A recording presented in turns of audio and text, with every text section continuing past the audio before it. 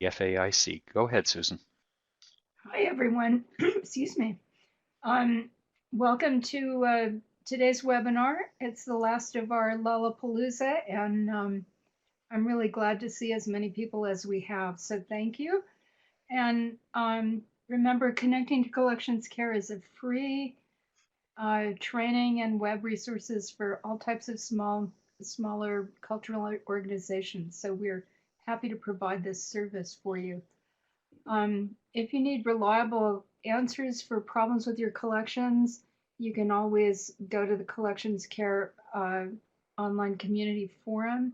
You need to be a registered member, but that doesn't cost you anything and it takes a few minutes to post a question. You can read questions without being a member. And we have, this is the website. We're on Facebook, we're on Twitter, and you can see all of the past webinars from Connecting to Collections and from Connecting to Collections Care in the archives. And you can contact me anytime. This is my email address. And there's a new email list that's going to be starting. C2CC announced. And it's just to make announcements, not as a discussion list. So we look forward to that. And finally, in May, we're going to have a webinar on hazardous materials and collections. And in June, we're going to have one that's been asked for many years, and that's on caring for firearms in your collections. So today we're going to talk about mannequins, and our speakers are Jill Morena and April Voskamp. So I'm going to turn this over to them. Hello, good afternoon, and welcome to our webinar, Much Ado About Mannequins, Making the Perfect Form. I'm Jill Morena. And I'm April Voskamp. And we'll be discussing our experiences here at the Ransom Center, which is a humanities research center at the University of Texas at Austin that has collections in rare books and manuscripts, art, performing arts, film, and photography. And today we'll be talking about techniques and approaches in mannequin making that we've learned and applied over the years to various projects and exhibitions involving the film and theater costumes in the institution's collection. And we have a lot of ground to cover, so let's get started. It's really no secret that exhibitions of dress, costume, and fashion are more popular than ever with audiences. You can see the jump in the number of exhibitions just within the last 10 years. And the numbers you see on the screen are not even taking into account exhibitions at smaller institutions, non-fashion focused shows, or exhibitions that may include only a handful of costumes. So the numbers are actually much higher. Perhaps you are someone now being charged for the first time with preparing garments in your collection for display due to the increased demand to see this kind of material. And there's a good reason for this popularity. Everyone has an entry point of reference or some kind of emotional connection to clothing. And garments make for compelling objects in the gallery.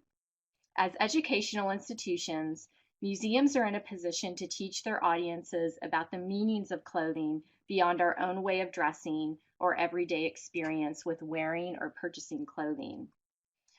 Displaying costume may seem deceptively simple. Just buy a mannequin and throw it on, right? But if you're here watching this webinar, you know or you've heard that this is not the case.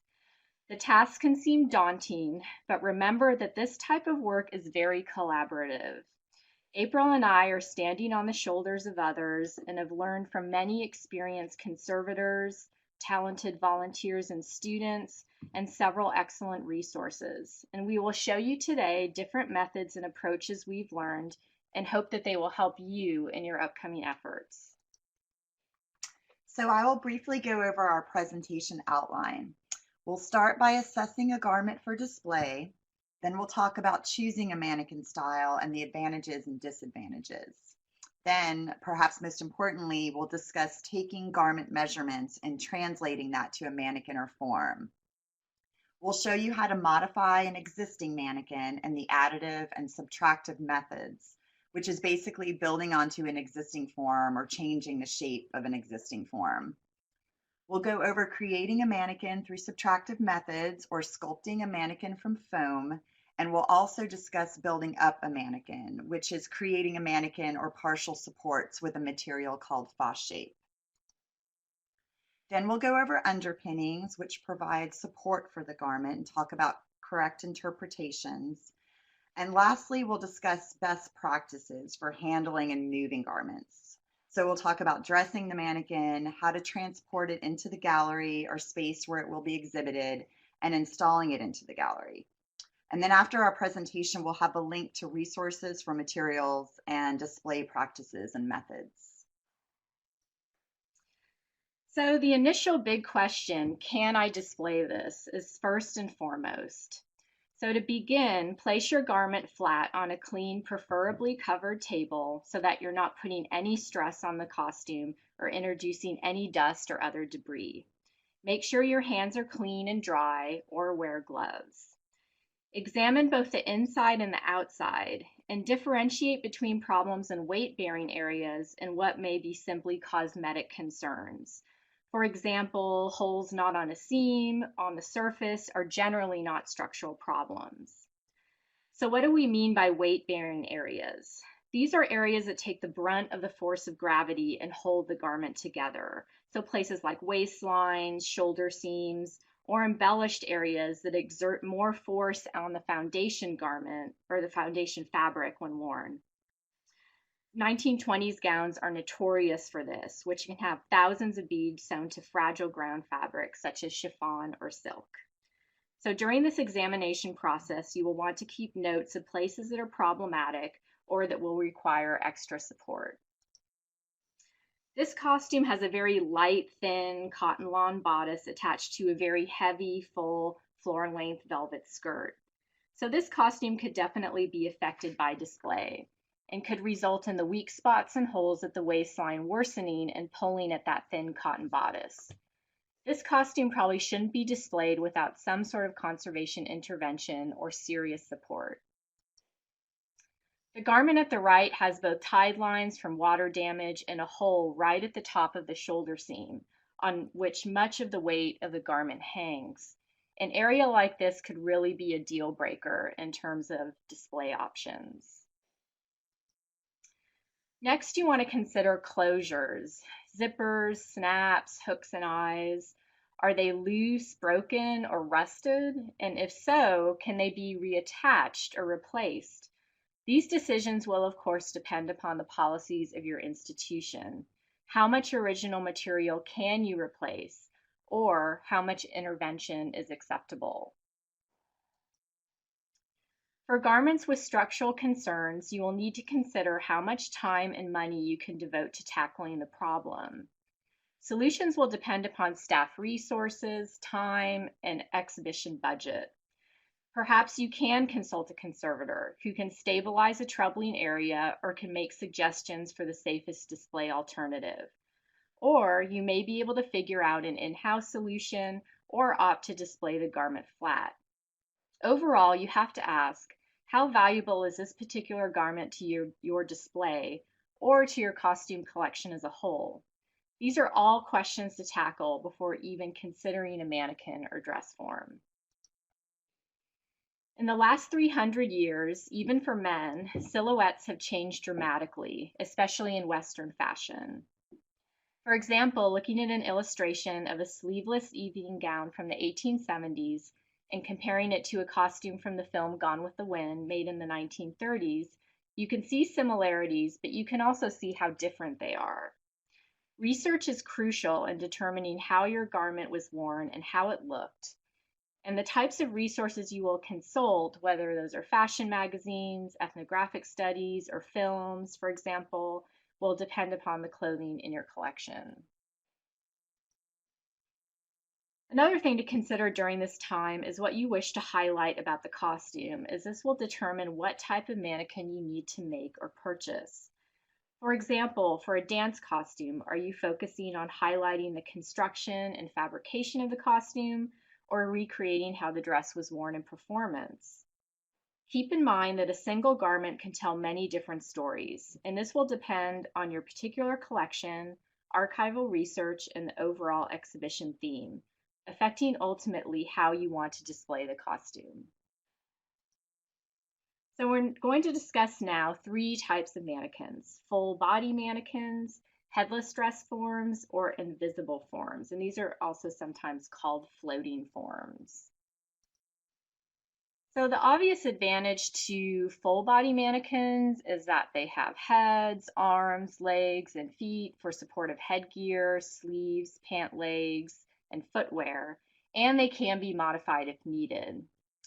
However, modification of fiberglass requires some serious skills with power tools. And we're not going to talk about this, but if you're interested in knowing more, please consult the 2013 webinar, Mounting Garments for Display, on the Connecting to Collections Care website, which gives many examples.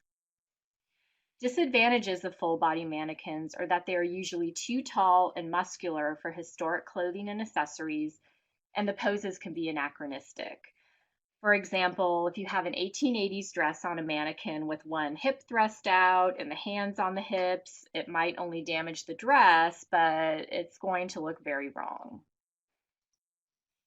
So here we can see an obvious example. This too tall athletic mannequin makes costumes worn by actor Robert De Niro look like he's waiting for a flood, as they say. You can see this in the raised pant hem, and the sleeves do not reach the wrists.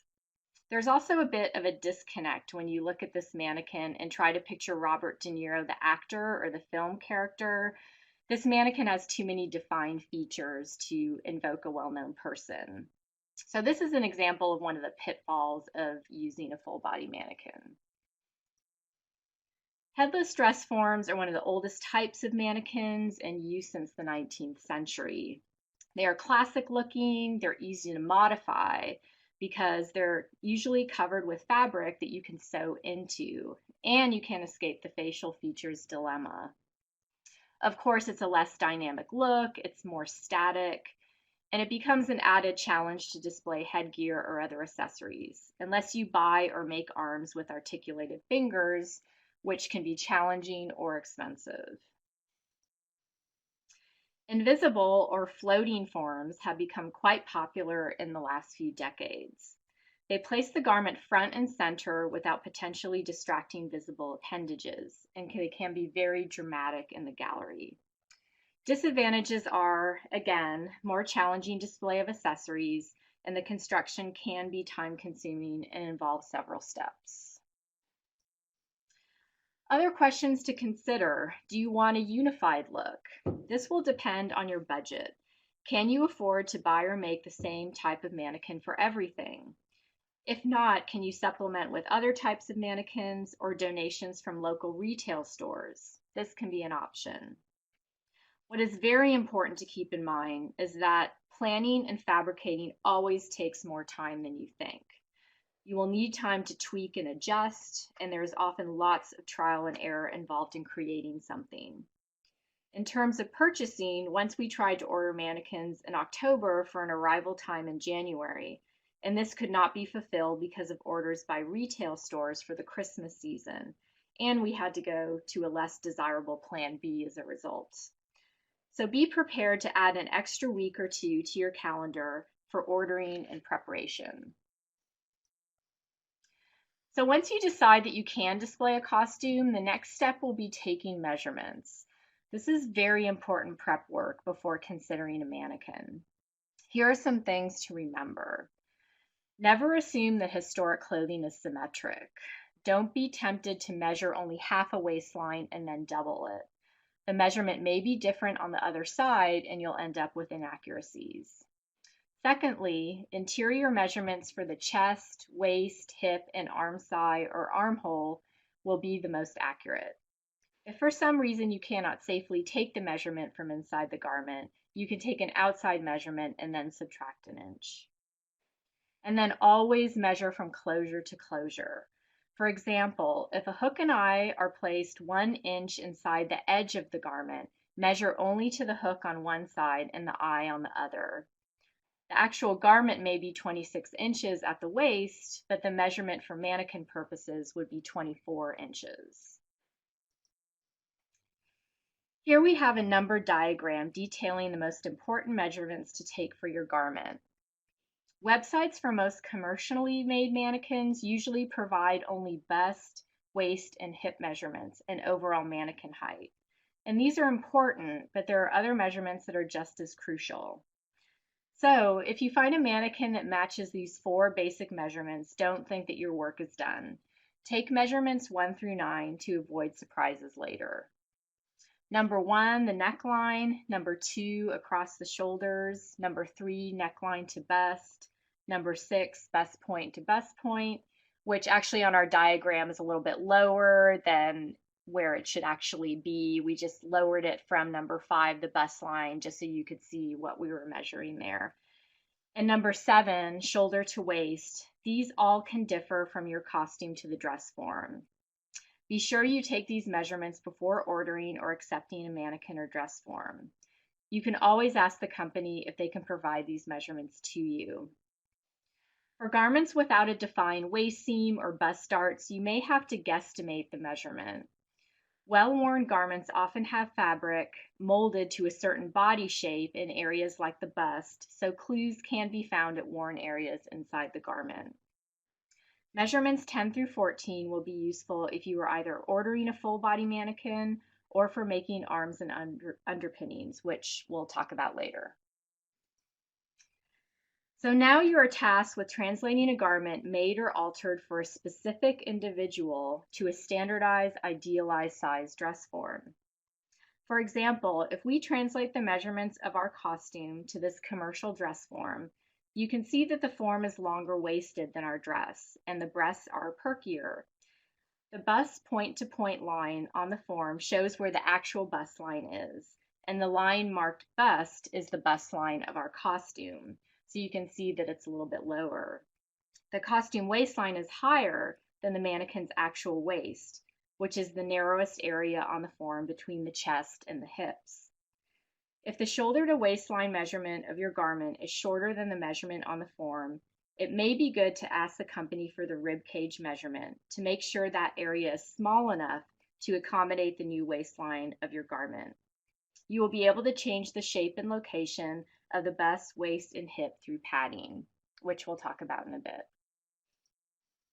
The best practice to avoid surprises is to make sure that your chosen mannequin is at least 2 inches smaller than your garment to allow room for you to build up and create your measurements.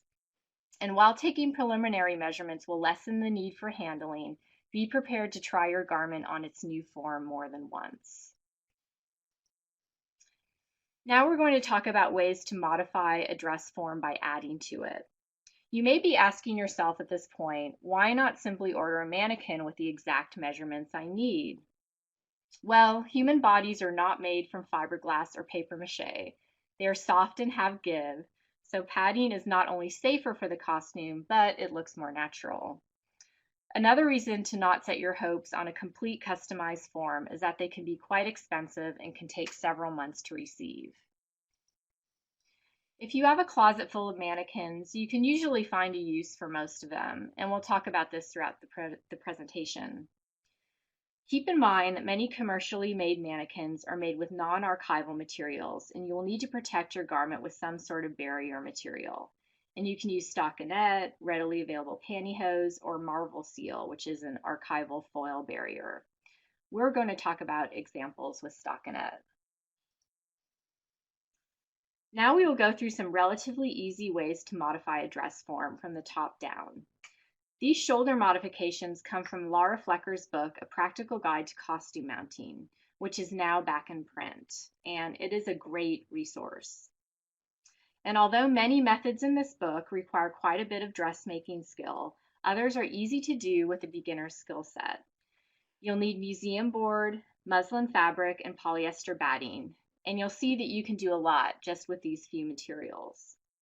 So why acid-free, D-size muslin, board, and batting? Naturally occurring acid and paper or chemicals involved in the processing of textiles or fibers will not transfer to your garment if these acids are removed.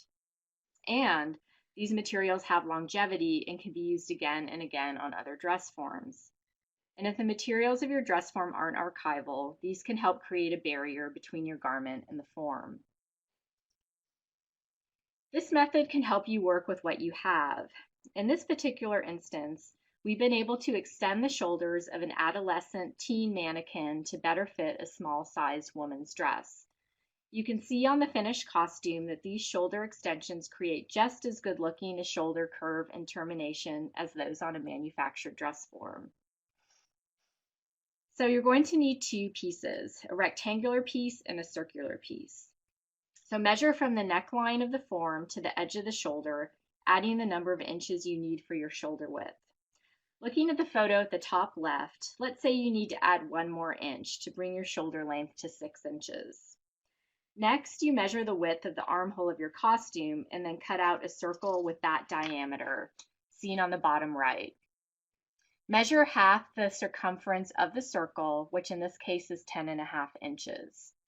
So this measurement will be the length of your rectangular shoulder piece, seen in the top right photo, and the 6-inch neckline to shoulder measurement will be the width, seen in the top middle photo. Once you've cut these sizes on the board, sew them between two pieces of muslin, leaving at least 1 inch for a seam allowance. Sew the circular piece to the seam allowance on the length side of the rectangular piece, as you can see in the top photo, and then you can sew this piece directly to the form. Fill in the gap between the extended shoulder and the form with polyester batting, thinning out and tapering the batting to the torso as you need to, and then you can sew it to the form to secure. You can use this same method in creating a smaller shoulder extension without a circular arm socket piece. This eye-shaped piece is sewn directly to the form and can connect directly to a soft padded arm, which we'll talk about later. It's sturdy and elegant and melds perfectly with the shoulder curve of the form. Next, we'll talk about bust modification, which can be achieved with the same materials, muslin and polyester batting, and the addition of cotton or polyester stockinette. On the right, you can see that we're widening the bust point-to-point measurement on the form and adding more fullness on the sides of the bust. So you can manipulate the bust shape and silhouette with batting. A quick word about stockinette. It's good to have all 3 widths around, but you can always modify a large width stockinette to create a smaller size by sewing down the middle, trimming the excess away, and creating smaller tubes if need be. You can find stockinette through medical or archival supply companies. Concerning batting, the looser felted batting, seen below on the left, is good for adding layers and volume and smoothing out hard edges, whereas the more opaque batting on the right is more condensed and can hold shape better over time. So you want to start by cutting out batting in concentric ovals to build up and create a natural looking breast shape. And you can sew these layers together, building from the largest foundation layer to the smallest. 1 inch or ½ inch thick polyester batting can be used as is, or can be separated into thinner layers to build up a less thick, potentially lumpy looking shape. We're showing an example of 3 concentric pieces on the left, some of which are thinned out. On the lower right is a pretty substantial buildup with non-thinned out pieces, which may come in handy if you need those extra inches in the bust line, and if your costume is fairly heavy and will compress the batting. In any case, you want to feather out and soften any hard edges of the ovals or circles, because you don't want any harsh or sharp lines to be clearly visible underneath the costume. You can pin and sew the batting directly to the form. On the right is an example of a fairly substantial buildup, extending and raising the bust for a 1950s pointed bra type silhouette.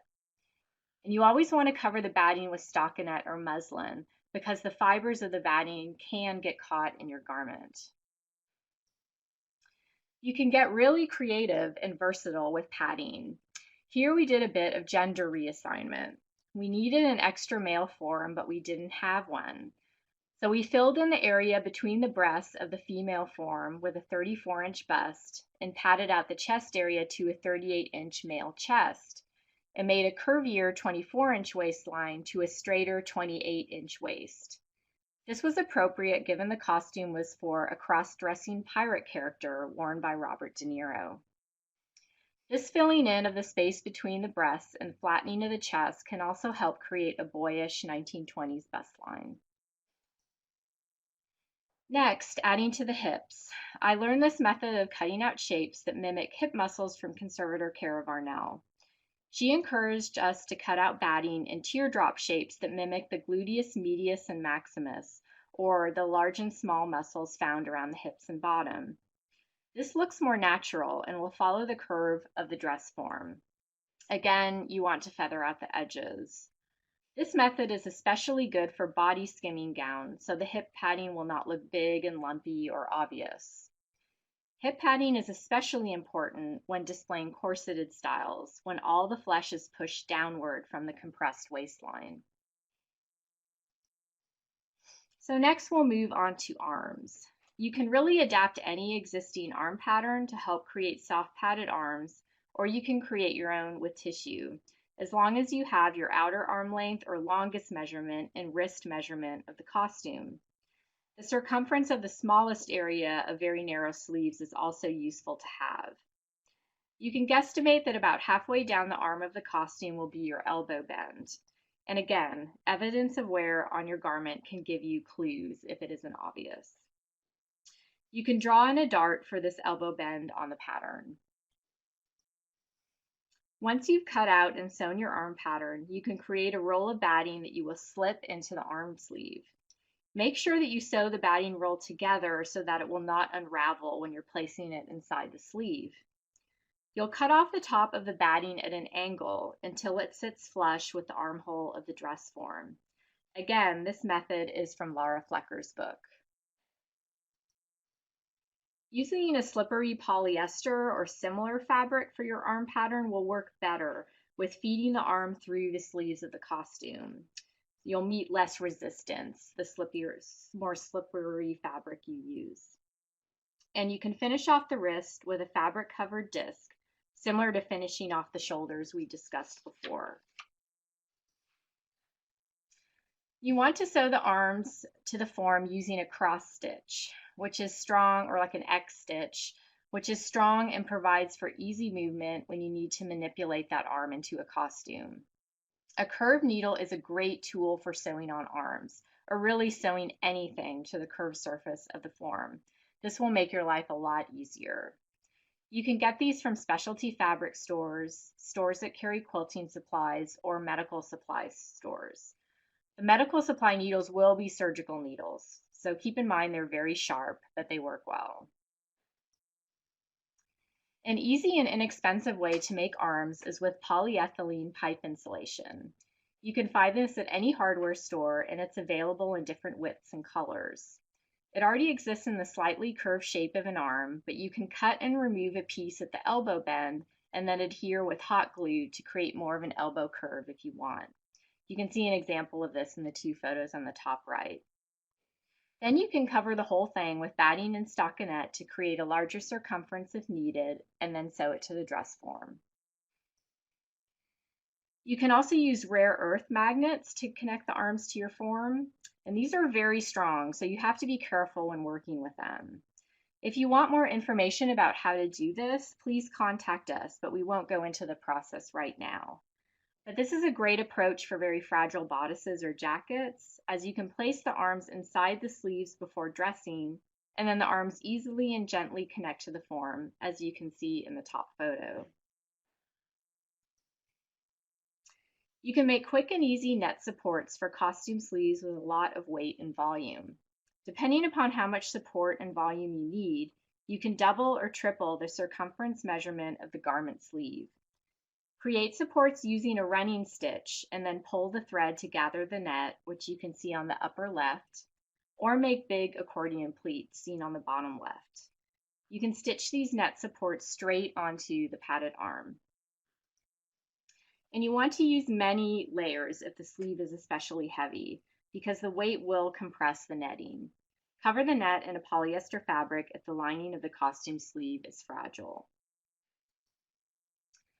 So what if you only have a 1 to 2 day or 1 to 2 week display and you don't want to or you can't devote a lot of time to modifying a mannequin? Most of the approaches we've talked about can be achieved with rolls of acid-free tissue or nylon net to help support sleeves or pant legs, expand waistlines or bust lines, or add to the hips. You can generally do this very quickly and easily in a pinch. Again, if the interior of the costume is fragile, opt for using tissue instead of net, as uncovered netting can be abrasive. Next, we'll move on to removing material from an existing mannequin. In particular, we're going to look at the problem of reshaping shoulders. In this instance, we couldn't just ask the mannequin to drop its shoulders to create a sloping 1830s posture. And we couldn't close up the back of our costume because we needed about an inch more space to do so, as you can see in the bottom photo. This is what you will find when you uncover a Stockman brand form. It's got a layer of batting and then a hard paper mache foundation. So remove, but make sure you keep the batting and external cover. You can peel it back from the seams, keeping the seam lines intact. One of our great exhibition preparators here at the Ransom Center, Wendell Folk, determined that we needed to remove a 1-inch pie slice from the neckline to just above the bust in order to drop that shoulder. You could also use this method to narrow a shoulder span and then build up with batting. So you want to be sure that you covered the dress form batting and muslin cover so that it won't get dirty, because dust and paper particles will fly.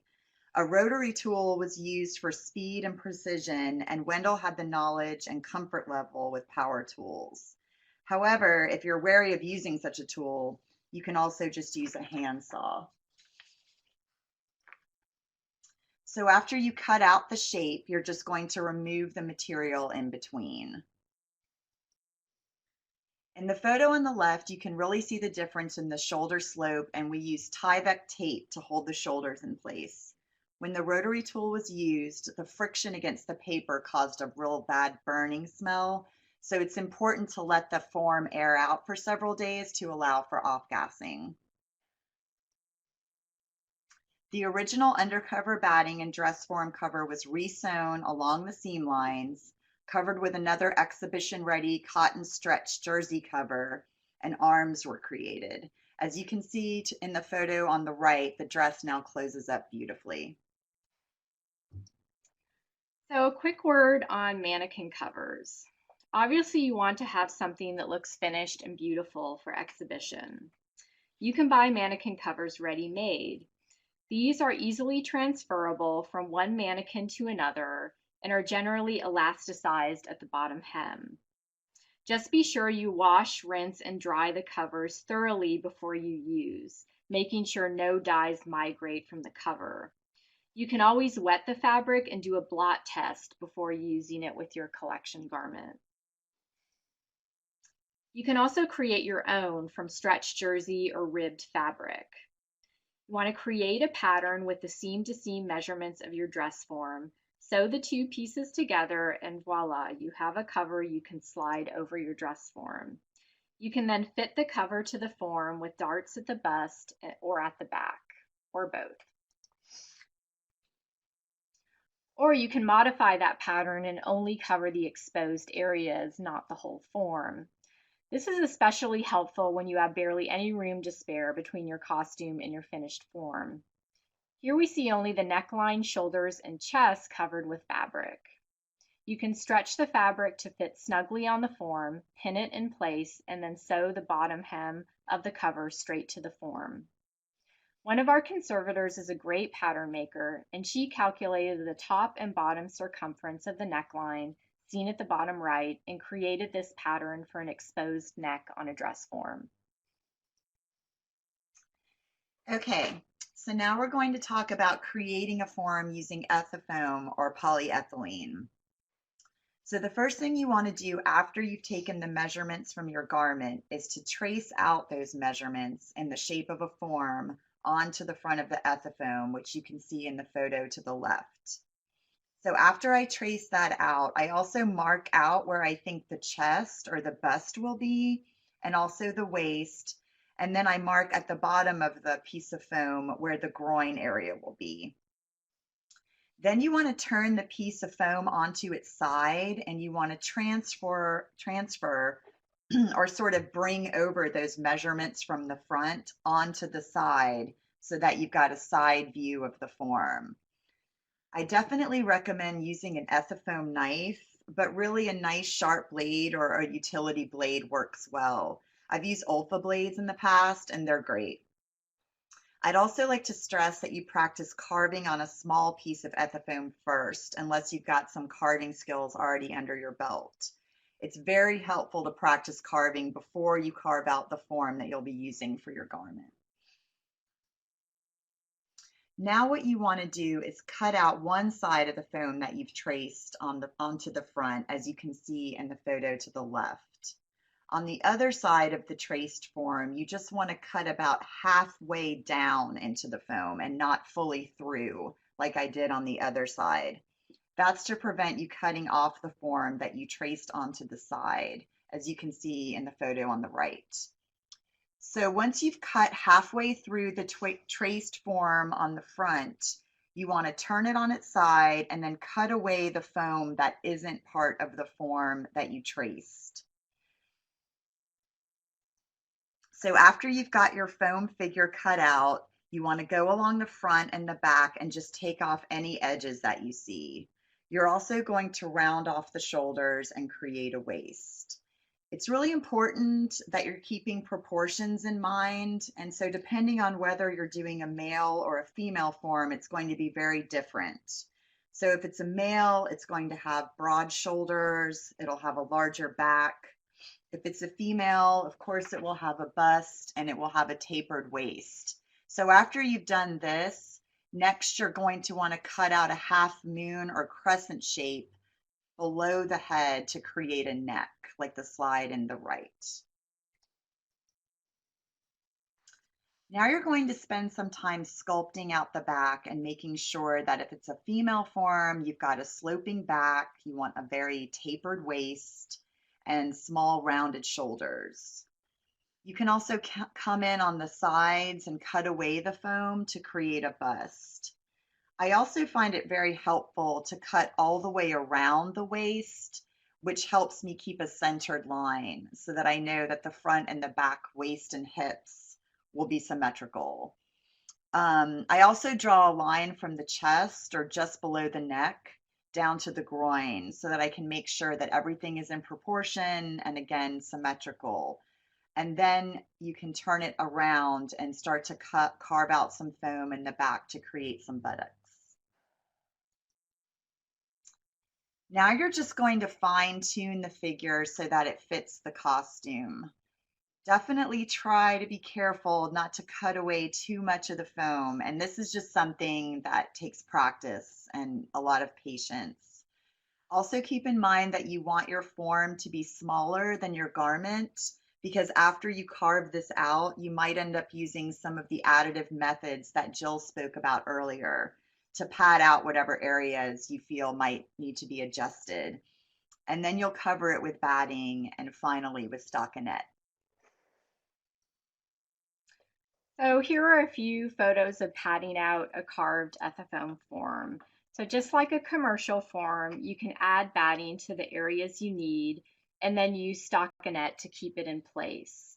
And you can tack with stitches the batting to the stockinette to keep it from moving around. And this is an interesting approach designed by Dennis LaRouche that we will not completely describe, but you can see the approach is basically tracing out a front-facing and profile silhouette on two ethafoam planks, and then intersecting those two silhouettes together. You can build out the gaps created, which you can see in the second photo, with the pieces cut away from your profile forms. So the other two, that is where you actually start building up the gaps that are left between those two intersecting pieces. So you can build out the gaps created with pieces cut away from your profile forms that are just left over. Ethafoam adheres to itself with heat, and just be sure you're in a well-ventilated area if you do this. Or you can affix pieces to the form with hot glue. These are photos of the first few stages, but you can see how quickly you can achieve a pretty decent looking torso shape in just a few steps, and then you can fine tune your form from there. So this technique is discussed in the compendium Museum Mannequins, which is in our resource list, but the original article can be found in the 1995 spring issue of the Textile Conservation Newsletter. Now we'll talk about creating a mannequin with Foss shape. So what is Foss shape? It's just a name for a felted polyester material, and it shrinks to the shape of a mold when you heat it. It's a material that's used a lot in theater for headgear and props. The pros are that it's really easy to work with and shape, and it's a lot less messy than using other materials such as duct tape. It's also really easy to sew into, both the heated and the non-heated fabric. So the heated Foss shape gets really rigid, and the non-heated is very soft and pliable. It's also an archival material. The con is that it can be very expensive depending on the project you're working on. So if you're talking about making an entire form made out of Foss shape, that can get really costly. However, if you're just thinking about doing a leg or arm supports, then it would be a great material to work with. It's available in two thicknesses, 300 and 600. We recommend using the 600 weight for making mannequins. The materials you'll need for Foss shape are obviously a mold of some sort or dress form, or a mannequin arm or leg. You'll need either a hot air gun, which works well, shown in the picture here, or a handheld steamer, and a professional one would be best. Lastly, you'll need some tissue paper if you want to create a pattern for a mannequin. So you'll want to first make a pattern for the front and back of the dress form. This is similar to the mannequin covers we talked about earlier, except now you're going to add 5 inches to each measurement. So 5 inches to the neckline, shoulder, chest, waist, hip, and overall length measurement.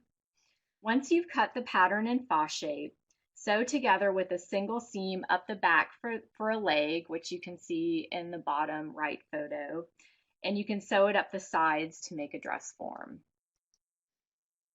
So you want to make sure that the pattern fits loosely over the form or whatever your mold is.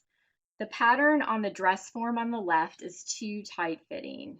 This was one of the first Foss shape forms that we made, and it will not work very well. You want to be sure the pattern is loose, like the legs on the right, so that the Foss shape will shrink down and contract. The more it shrinks, the sturdier it will become. You're going to cover all the areas of the Foss shape with your heat source, either the hot gun or the handheld steamer. If you're using a hot air gun, just make sure that you don't get too close to the Foss shape, because if you do, the heat will actually create little holes, which you can see in the bottom picture. It's the equivalent of burning it. So if possible, you should cut off a small section of the Foss shape and test it with the hot gun to see how close or how far you need to be with it to prevent that burning. A hot air gun works really well, but the steamer can also provide more evenly distributed heat. Then you'll see the Foss shape begin to shrink and contract with that heat, and it will become stiff. So when you're finished heating, you'll cut the mold with a single seam and can whip stitch it closed up the back. If you want to make a smaller size form with a smaller waistline or bust, for example, the temptation is to simply take away inches from the cut back seam and then close it up. But remember that this will distort the breast area in the front. It will pull the breasts farther apart. And if this is what you want, that's great. But if it's not, remove pieces from the side seams to avoid this distortion.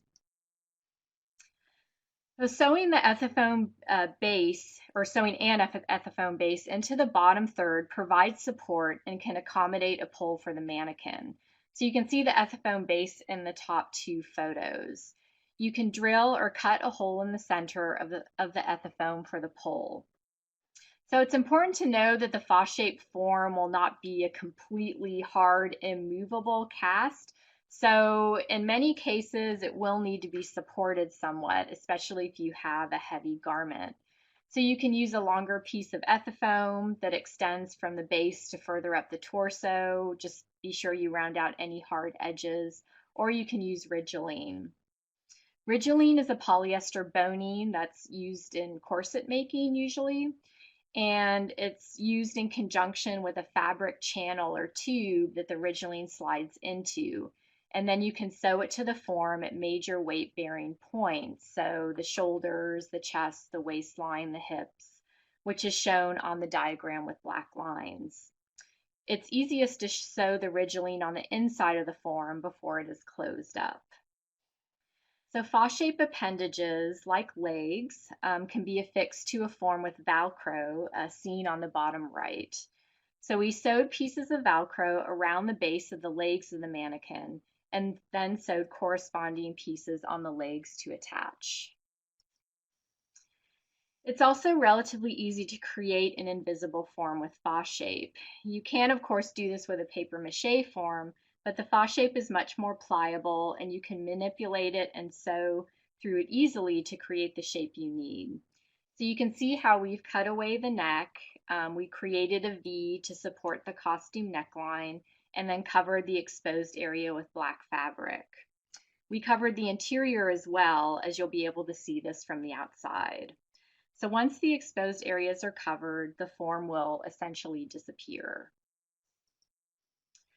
A tiny tool that is useful for providing support and aesthetics are insect pins. These are very thin, rust-proof pins that can be used to keep areas flush with the form, as well as provide support for heavier embellishments. Insect pins here are supporting both the neckline and the brooch below the neckline. So be sure to purchase a very thin diameter pin. These pins are very easy to use with the fa-shaped material, as the pins can go all the way through the form as opposed to a paper mache form. So next we'll talk a bit about underpinnings, which is just as important as the form you create. Obviously, you're not going to pad out your form to support the shape of a large circular skirt, for example. You'll need an undergarment for this. So petticoats, slips, and underskirts provide support and correct interpretation of the garment. In creating underpinnings, you don't have to go for absolute historical accuracy. What is most important is what is best for the support of the garment. The mantra is keep things simple. This petticoat was based on a period 1870s model, but modified and simplified to be both lightweight and offer the best support for the voluminous skirt of the costume. A very talented theater student made this petticoat in 3 parts: a skirt with net ruffle supports, a simple bustle pad, and an overskirt with a train that protects the train of the costume. If you're lucky enough to have access to them, take advantage of talented seamstresses and designers in your area to work on more complicated garments such as this one. Look to local theaters, design departments, or tailoring shops. If you can find volunteers who have these skills, they're great to have on your project. Again, using muslin for underskirts, nylon net for ruffle supports, or cotton twill tape for gathering waistlines, you can make simple and sturdy petticoats. Use the length and width measurements of your costume skirt, and you can double or triple the width of the skirt for the amount of volume needed.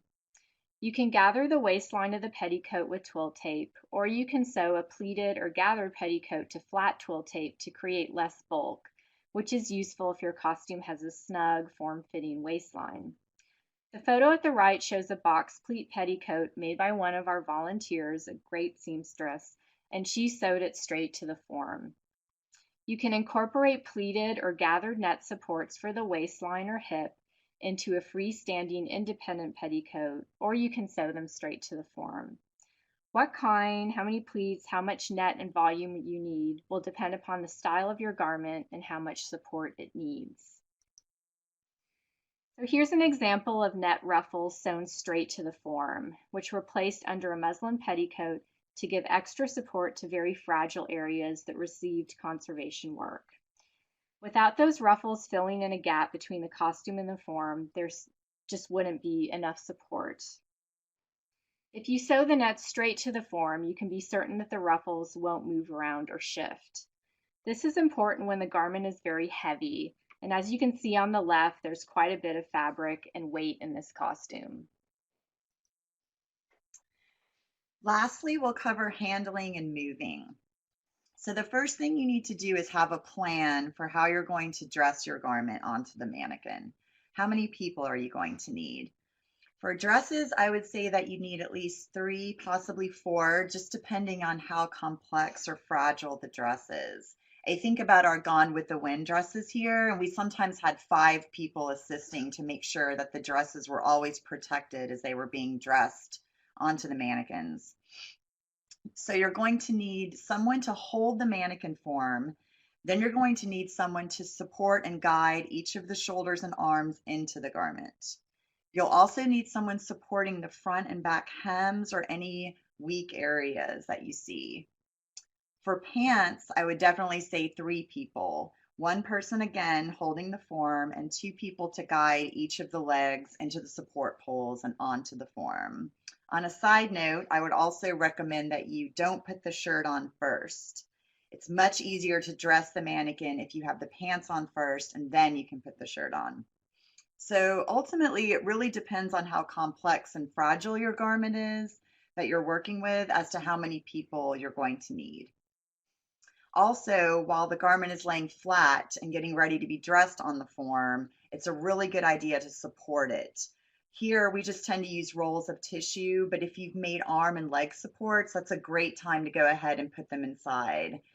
It's also very important that you're wearing either clean gloves or that your hands are clean and washed before you handle the garment. So now you're ready to move into the gallery or exhibition space. You need to consider the route that you're taking. So the doorways and the hallways, are they wide enough, tall enough?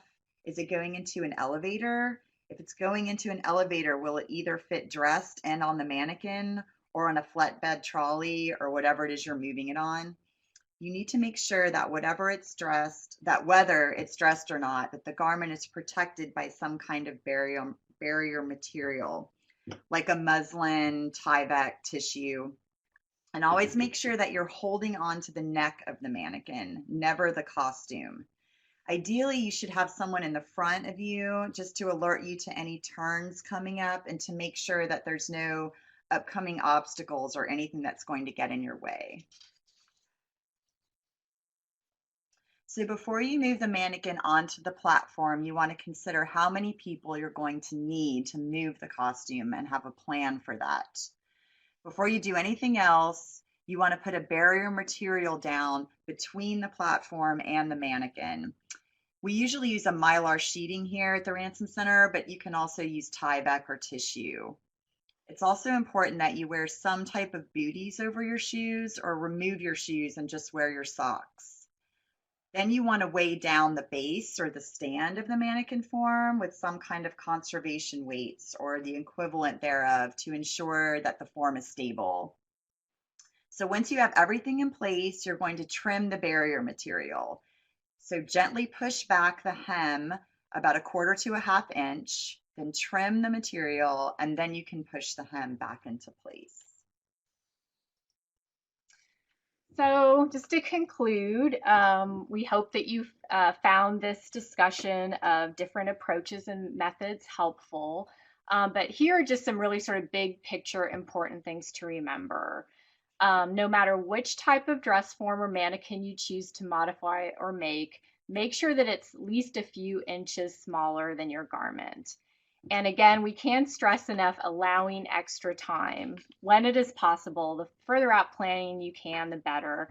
for planning, creating, and modifying each mannequin dress form, and also for ordering supplies. You'll always need more time than you think. So we'll open it up to questions now. Thank you so much to everybody for watching and listening. Yes, thank you very much. Here are our questions. Do you want me to read the questions to you? Yeah, that would be Sure. lovely. Okay, so we'll start at the top. It says sometimes it's easier to be for making busts to use bras from the period and filling the cups with batting. What do you think about that? That's interesting. I think that would be a great approach. It might help you get the right shape that you need. Again, you would have to sort of double check that against your actual garment to see if whatever period, bra that you have, or say, if you're looking at underwear, like padded underwear, that it actually fits with the measurements of your garment. I mean, you could always fill that out and to kind of get an idea of the shape that you might need. But I think you always have to sort of go back and see if that will work with the garment that you're going to put on display and the particular measurements of that garment. Okay. What about using commercial shoulder pads?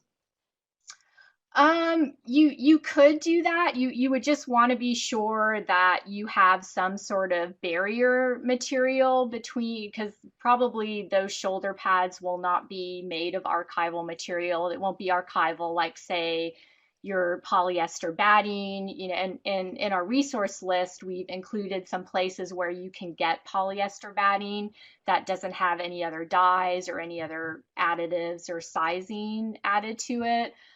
So you just want to be sure when you're using, say, something like commercial shoulder pads, or if you're not really sure where the material came from that you have, just make sure that you do have a good an archival barrier that's at least between, the shoulder pad and your costume.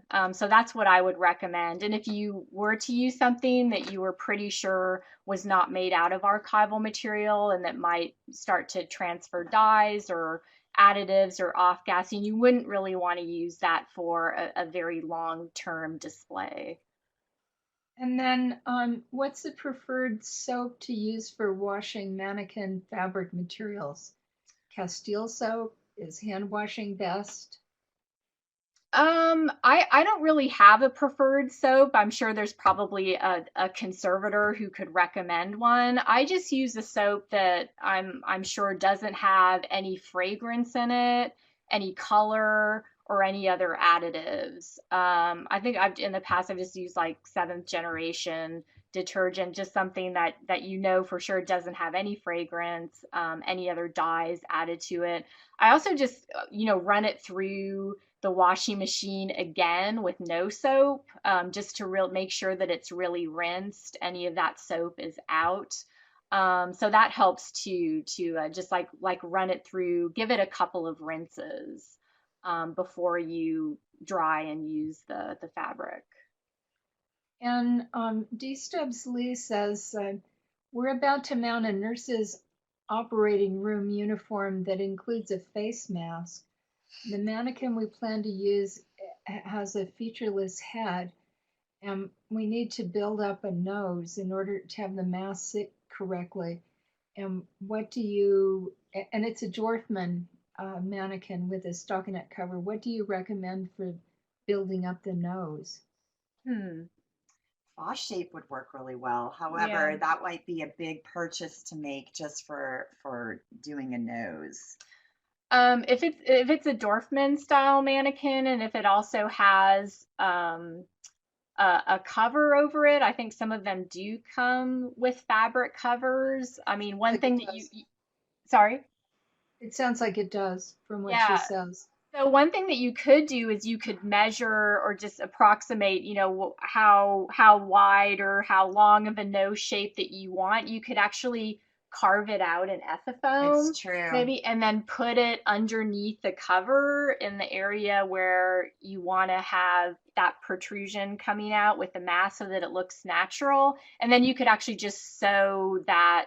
You could cover the ethafoam piece with stockinette, and then you can just insert it underneath the mannequin cover on the head, and then you could just sew it in place. This sounds like something you might have to do a little trial and Yes. error on to kind of get the right shape, until you're happy with something. But that might be, yeah. Or you could, if the mask isn't, I'm assuming it's just like a light cotton mask. You could even, like, if you don't want to make an investment in ethafoam or faux shape, or if you don't have any readily on hand, you could maybe even just use tissue, like make some tissue wads Yeah. into the shape of the nose, put it under the cover, just really sort of build it up with tissue so it's fairly hard and Sturdy. formed. Yeah, sturdy looking. You could try that as well. It sounds like something you'll have to experiment with a bit. Okay. Does faux shape reshape when you heat it again? No, it's kind of Okay. once you've heated it, it becomes really, it's not as hard as a cast, I would say, but it definitely gets rigid and yeah, once you've heated it, you can't really go back. Okay. So in that case, I'll just add this. In that case, what you might want to do is use a handheld steamer, which doesn't put out quite the heat of the heat gun. And you can sort of play with that to see how hard or pliable you want it. Okay. Um, there are several people who said that when you attach pins to a garment, you should make a note about where you attach them so that in case you're not the person who takes the costume off the mannequin, things won't be damaged by removing them. That's a very good point. That's Yeah, something that I forgot to bring up, and thank you for bringing that up. Yes, that is important because I think, we always assume that, like, oh, we'll be the same that's people, right. And we usually are. DMC, and we usually are, but you never know what, you might not be the person, and the person removing the costume might not be aware that there are pins in the garment. So yes, that's a very good point, and thank you for bringing that up. Okay. What type of RH and climate is best to store garments? Generally the standard is about, 65 degrees with 50 to 55% humidity. That, give or take, a couple of percentages or degrees. But that's the general standard. And it would be lovely if you had the time and the supplies to be able to house those things well. We've got our Gone with the Wind dresses and really nice garment boxes that sit on the shelves. But then we also have things that hang that we've made padded hangers for, and we cover those hanging racks with like a Tyvek material to protect them from light and dust and things like that. Okay. There were a couple of questions about what if you're the only one, if you're a team of one for dressing a mannequin with no volunteers or help. Do you have any suggestions? Oh gosh, it's that's a tough situation to be in because really for the well-being of the costume, it's really good to have at least one more person helping you out. I mean, there are some pieces that may be easier to do if it's just sort of like a one piece, 1940s dress that you can just, but even if you're sliding it over the top of a mannequin, it's still nice to have another person there who can guide it over the form. In that case, I guess I would recommend whatever you can do while the garment is flat, because as long as it's flat on a table or flat surface, it's being supported in some way. So if there's any way that you can sort of safely insert a form into a costume while it is being supported while flat, you could try that. Of course, that can be difficult. I would say just try and drum up support Yes. for volunteers, and maybe go to different places in your community where you think there might be students or interested, individuals who might want to help you out and volunteer, because this is very difficult work to do on your own. So I wish you luck, and I hope that some good volunteers come your way, because especially dressing, it is difficult to do with one person. There's a question here that I don't quite understand. It says, leaving the material pleating over a period of time, would it damage the material? I'm not sure what material they're talking about. Oh, you mean like would sort of the pleats, would the folds of the pleats transfer to the garment? I wonder if that's what they mean. That's a And good that's why, question. yeah, and that's why you always, if you do use, say, like those net pleats, or gathers that we showed, if you either, sew them directly to the form, you want to be sure that that isn't resting directly against your garment. You want to have some sort of barrier. Now, if you don't want to make like a full-blown petticoat, or you just want to, you could even make a little apron and tie it in the back. Just make sure that that isn't resting directly against your costume, that there is some sort of barrier that will, because it will also look better too if you have supports underneath your costume, either sewn to a petticoat or sewn to the form. It's going to look lumpy, and you're going to see those supports. So even just covering it with some sort of simple muslin petticoat or apron will help protect the costume, and it will also look more natural too. Okay, and there was a confirmation that was what they were talking about. Okay. What if you encounter a sticky zipper? Is there some sort of lubricant that's safe to use sparingly? Gosh, that's something that we haven't encountered. I would be hesitant to recommend anything, because I'm not sure what would be conservation grade or what would be safe to do. Um, I would say, yeah, if you have a sticky zipper, I mean, if you're able to consult a conservator, or maybe a resource like, connecting to collections care, or, see what advice you might be able to find online. That can be, yeah, a difficult decision, because once you put something, you know, uh, an outside material onto your collection costume, you're really not quite sure what you might be introducing.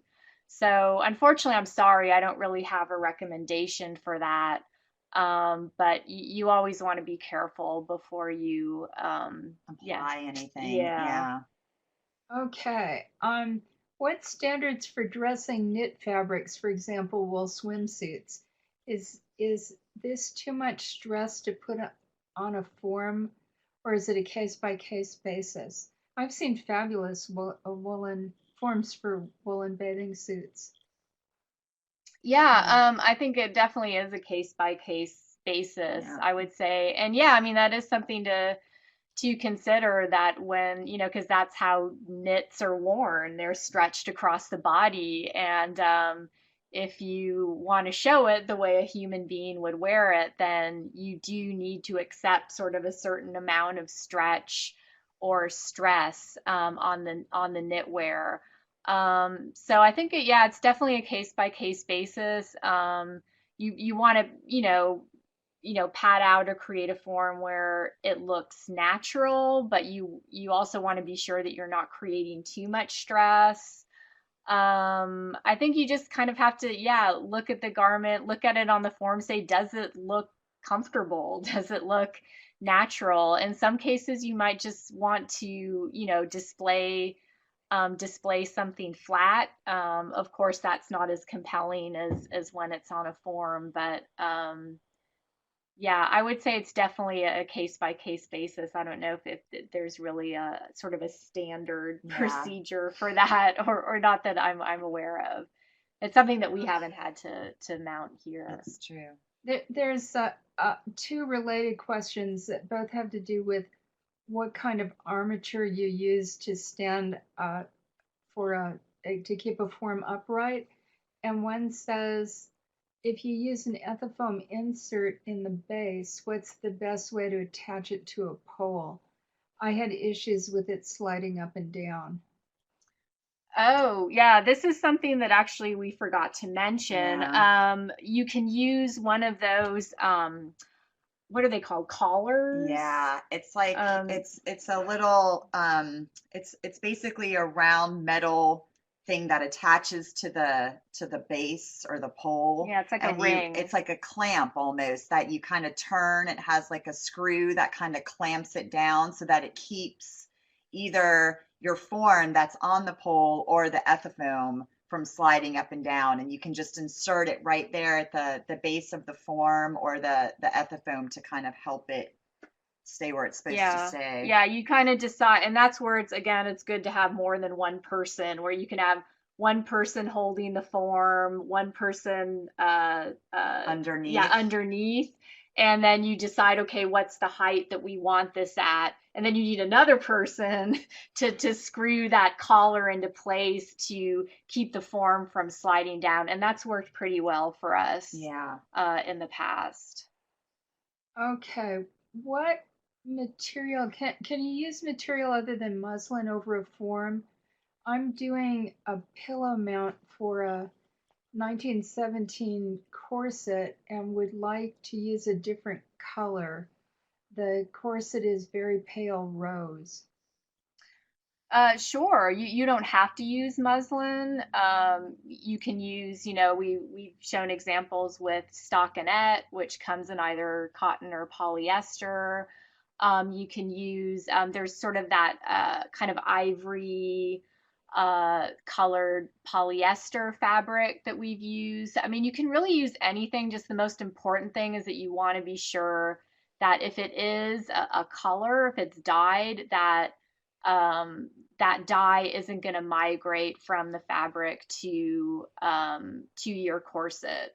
So you might want to do a test with that fabric before, definitely wash it before you use it. And then after you wash it, just wet it a little bit and put it, like, do a blot test against maybe a piece of muslin or a light colored fabric, and just make sure that no dye is coming out.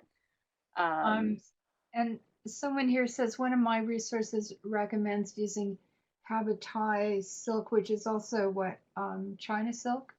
Yeah, no, that's very nice too. And that can be good for like covering like net supports for arms, or it's very soft.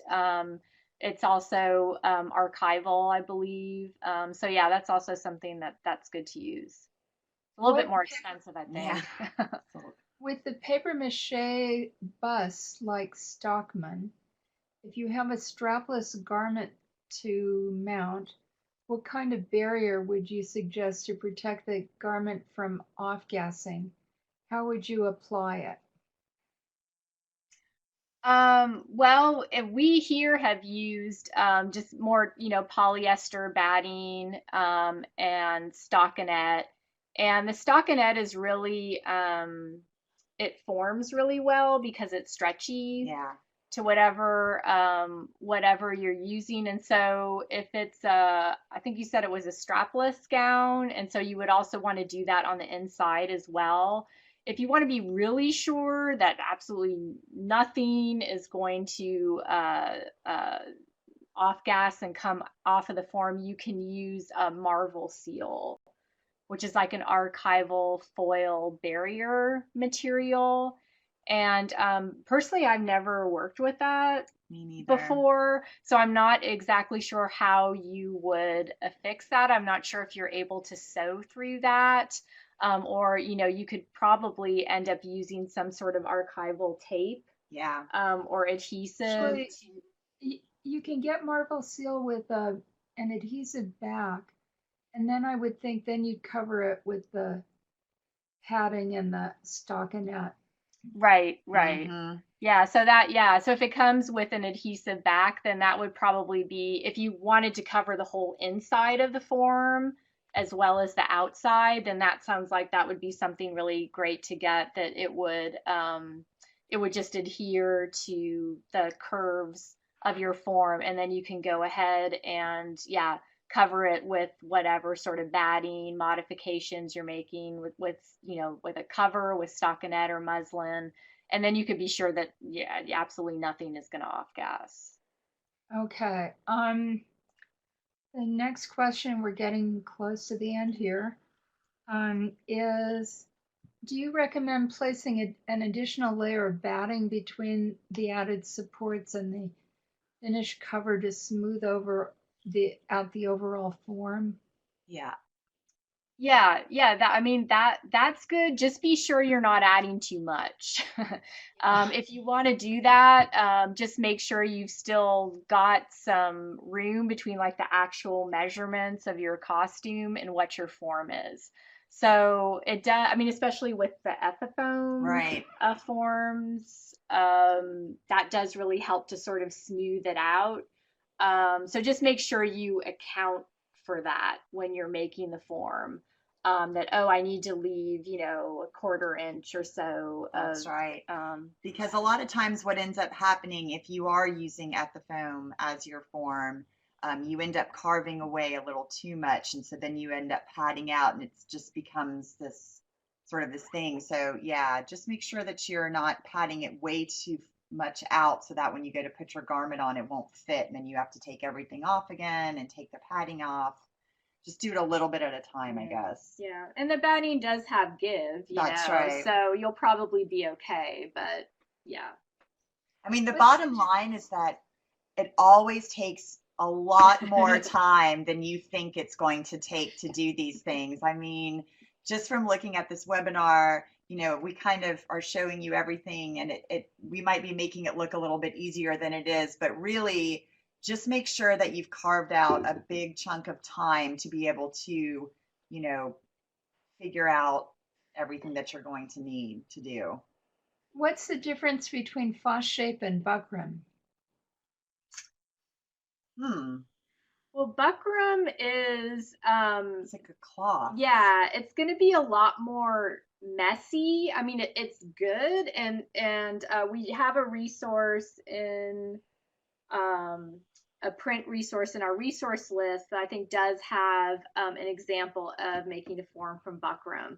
But basically, you have to apply paste with that and put it over in the existing, like a form that you want. Say you want to make a strapless version of this dress form that you have. So you can apply, you put plastic or something over your dress form first. You apply the buckram in strips, sort of going around and around, building up layers around your dress form. And then once it hardens, then you can cut it away and you have your dress form. So, but it can be really messy if you're, because it gets really sticky. And so faux shape, you don't have to deal with any of that. That's right. Faux shape is a magical material. I mean, it really is just incredible to work with. The only issue with it, of course, is that it's costly.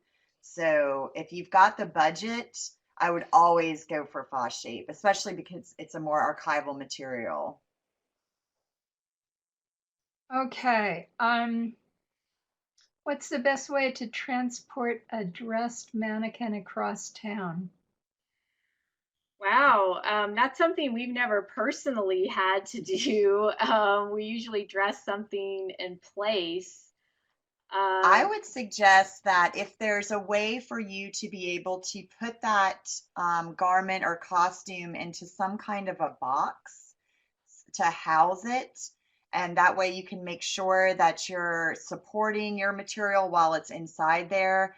Then that would be the way that I would choose to do it. If it has to be done while it's dressed or on a form or something like that, you just want to make sure that that is as stable as possible. So that means somebody's holding on to that. Somebody's making sure that it's not going anywhere. I mean, Yeah. unless you've got some kind of sort of a fitted out van or something in the back where you can secure it in some way, then I would definitely recommend putting it in some type of a housing or box, and or just having people securely holding it while it's being transported. I mean, obviously standing is the best way, but that might not be an option. That's right. Where you would have it, on the form, secured to some kind of supports if it's in a crate, or where it's actually, like the neck is tied down, that the base is secured to the crate.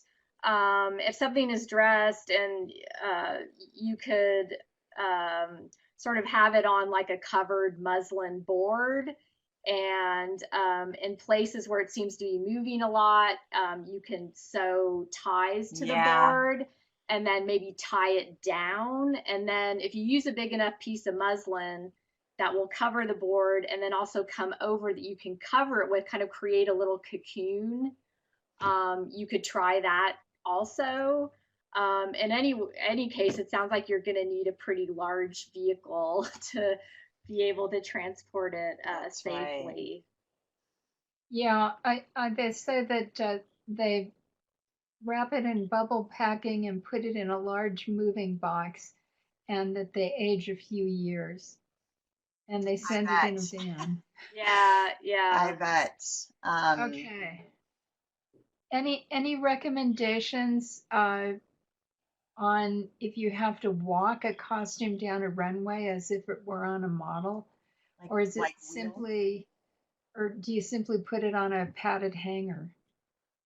I guess that's if you have it hanging. I'm not sure. A floating. Yeah. Okay. I'm thinking of that performance piece that Tilda Swinton did in Paris, where she actually handled and carried down pieces in the collection with white gloves, and I don't think she was holding them on a hanger. I mean, I guess if you walk a costume down the runway as if it were on a model, I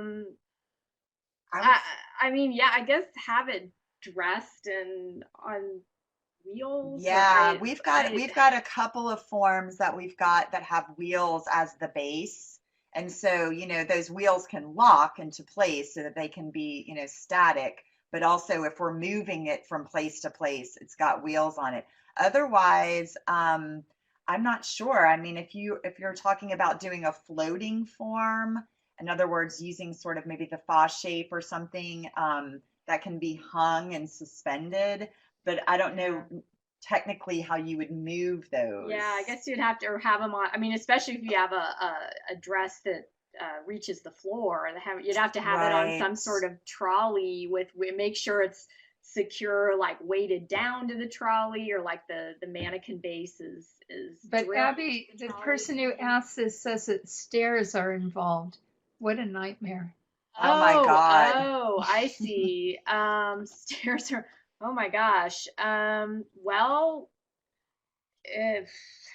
that's a tough one. That is a tough one. It sounds like you would have to have as many people involved as you possibly could. If there was any way that you could not transport the costume dress down the stairs, I mean, that would just be the ideal situation. Right. I'm not sure what your situation is, but because that's a lot of things to be watching out for. That's right. And holding on to, and thinking about your own safety as well as the safety of the costume. I would say if there's any way that you can advocate for not having to transport that dressed costume down the stairs would obviously be the ideal Right. situation. And if there's anyone that you could reach out to that's in exhibitions or a preparator, or someone who's done something, had an exhibition where anything like this has been done before, they might have some good ideas for you at, your local museum or something. But we're not really in exhibitions, so we haven't really had to encounter that too much. Yeah, okay, so we have two more questions and we have just a few more minutes. One is, what can be put over a hard mannequin that was donated to make it more archival safe? I think you're meaning a fiberglass mannequin. I would again, if that's what you mean, I would recommend looking at that other Connecting to Collections Care webinar that I mentioned. It's from 2013. Some conservators from I believe was the Museum of Indianapolis, and they go over a lot of different techniques to cover and modify fiberglass mannequins. And then, Oh, go ahead. and as a last question, what are the best manufacturers for conservation grade mannequins and customizable ones like Ethafoam? Dorfman, I would say. I think they're the one supplier that I'm aware of that does make conservation grade mannequins that you can sculpt and modify, made out of Ethafoam. Okay, so please remember to fill out the Ethafoam, the evaluation. And, yeah, right, do the Ethafoam while you're and we will see you in a couple of weeks, the beginning of May, for the webinar on hazardous materials. And thank you, Jill and April, for a wonderful webinar. Thank you.